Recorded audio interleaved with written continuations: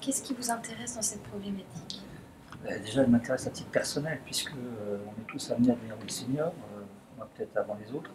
Donc c'est aussi une démarche citoyenne que de s'intéresser à ça. Et bien évidemment, en tant que directeur général d'un organisme de logement social, on est pleinement concerné, puisqu'une partie de nos locataires sont déjà effectivement dans la ligne des seniors. Et donc on ne peut pas les laisser comme ça seuls livrés à eux-mêmes. Il faut qu'on puisse les accompagner le plus longtemps possible, de manière à ce qu'ils puissent rester dans leur logement et profiter de leur quartier, de leur environnement. C'est leur souhait, c'est le souhait de 90% des Français qui sont concernés par les problématiques seniors. Bien sûr.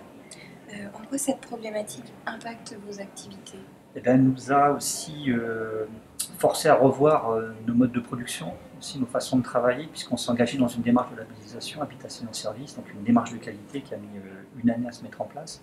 Et on ne partait pas d'une copie blanche.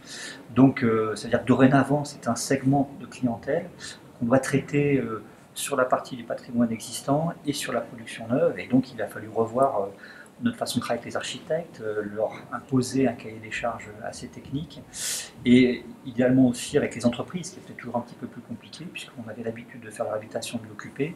Mais là, on y rajoute des contraintes nouvelles avec une chargée de clientèle qui vient aussi gérer cette interface entre la locataire, ses craintes, ses angoisses parfois, et puis voilà, les difficultés rencontrées dans des réhabilitations.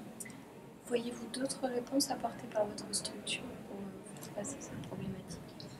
Alors, aujourd'hui, c'est un ensemble de démarches qu'on a engagées qui permettent de traiter les réclamations plus rapidement. On a des procédures tout à fait adaptées.